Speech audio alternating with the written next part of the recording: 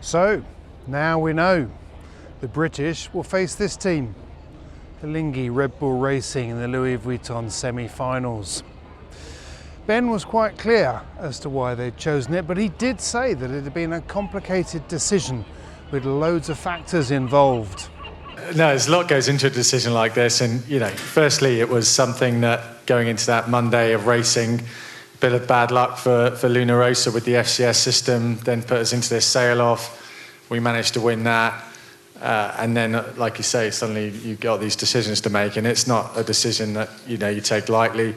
The whole team get involved. The data analysts looking at the performance of the different teams. You're looking at the weather forecast with the meteorologists, and even things like the unfortunate situation with Paul Goodison, who's a good mate of mine, and spoken to him and certainly hope he comes back sooner rather than later. So all these sorts of things go into a decision, and ultimately that's what's led us where we are now.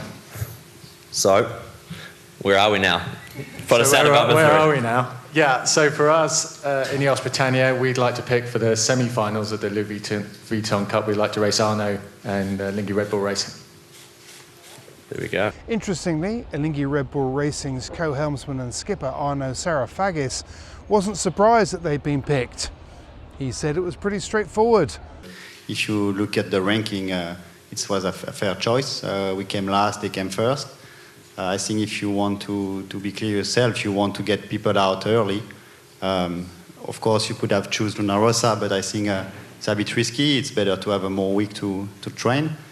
On our side, we got the chance to start again. We did some modification on the boat, on the team, and just moving forward. We have one opponent now that it's a different game. We can only watch on what Ben is doing. They are incredibly innovative in the way they sail, and I think we're just going to focus this week on trying to beat INEOS, and then we will see what happens next. The British choice is an interesting one, and for many people, not unexpected really.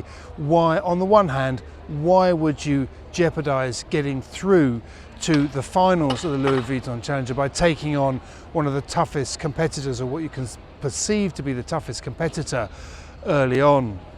However, there is another view. By selecting the weakest team out of the four in the points table, then in many ways you potentially give yourself an easier ride through to the final, of course.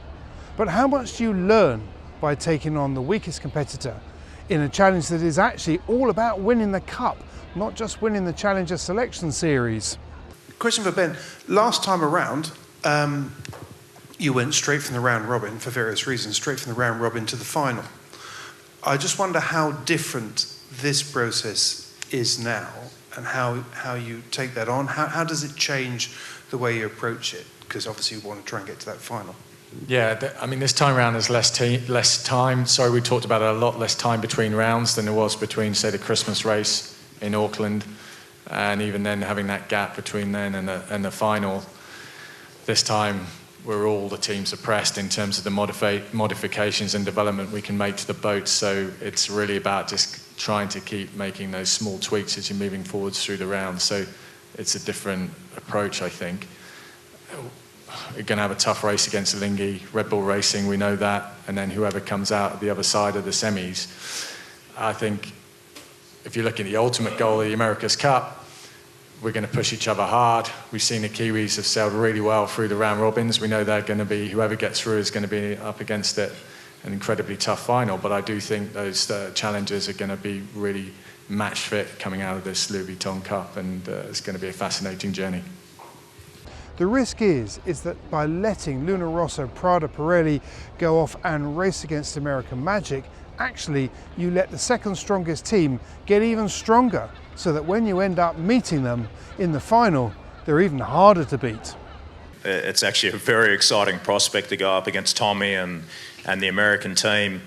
We have a lot of respect for them. We have a lot of respect for everyone involved in the competition. But yeah, it'll be one hell of a match, and it's why you do it. You want to go against the world's best, and we believe they're a fantastic team, and I think it'll be an awesome semis. Whatever happens, the chances are we're going to find out pretty soon. For starters, the semi-finals is the first to 5 points.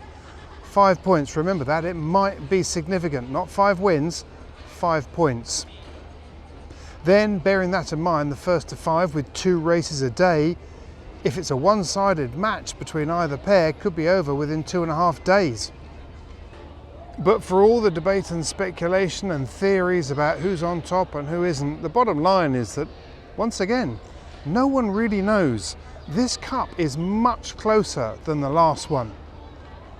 The performances are getting tighter and tighter, and they're getting tighter as the team's getting more time on the water and getting better at sailing the boats.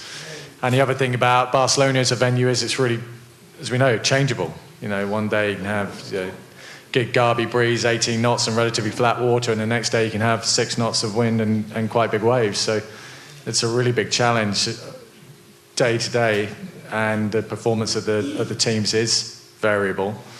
And it ultimately will come down to sailing skill. We've seen that. We've seen just how important all of these key moments, be that the start or some of these key mark roundings and boat-on-boat interactions. We've seen some really great close racing, and I think it's only going to get tighter.